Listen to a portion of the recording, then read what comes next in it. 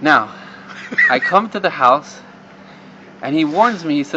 He says, I will try my best to work everything out with my mother and with my brother, but it could be it won't work out.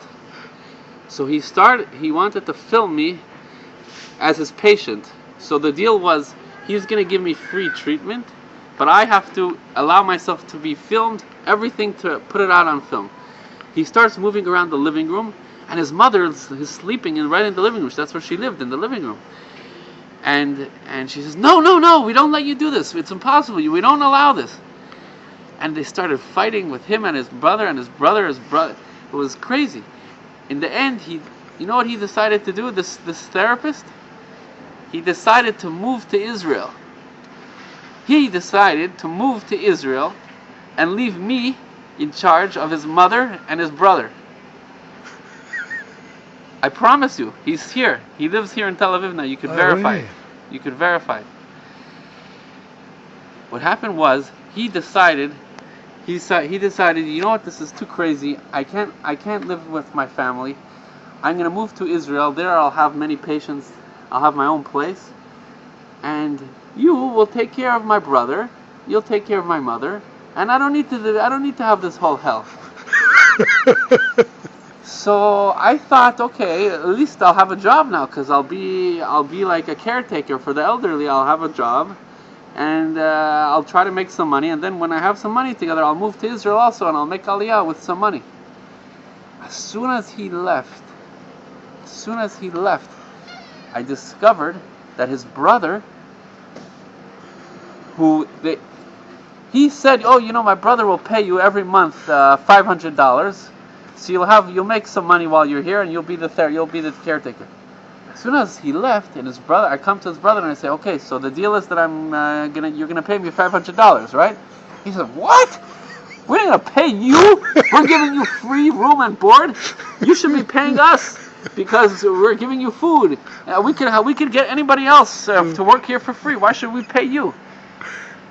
And he called the police, the Florida police. They had investigations on me because behind my back. And the brother left? His brother left. He was moved to Israel. I was alone in the house with the mother and the brother. And the brother. and he was a backstabber, this guy. I was helping him.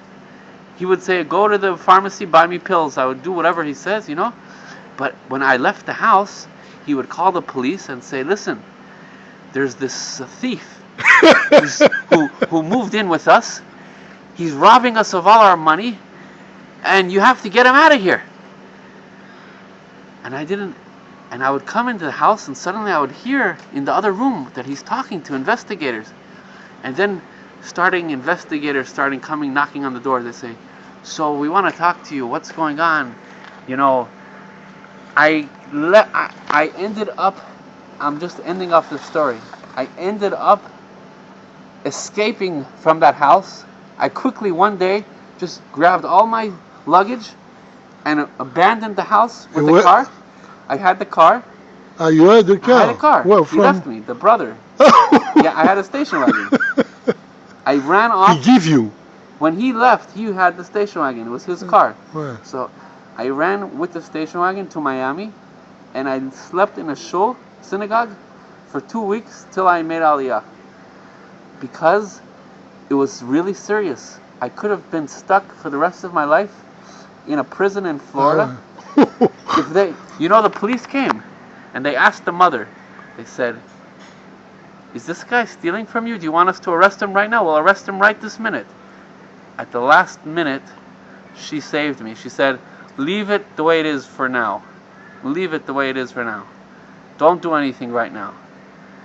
In the meantime, they already scheduled more investigations, more investigators to come. I already knew that like the next day there would be more police coming. I said, I'm not taking a chance anymore. I'm leaving. I didn't tell them. I just picked up my stuff and left. And I came to, if not for the fact that I made Aliyah, when you make Aliyah, you get a ticket to Israel. Yeah. The only way I ended up getting back to Israel was because I made Aliyah. Otherwise, I would have been stranded in Florida. And when I came to that other synagogue when I was camping out, they didn't want anyone there either. With no end. Huh? With no end. It could have been hell. You have no idea. You have no idea.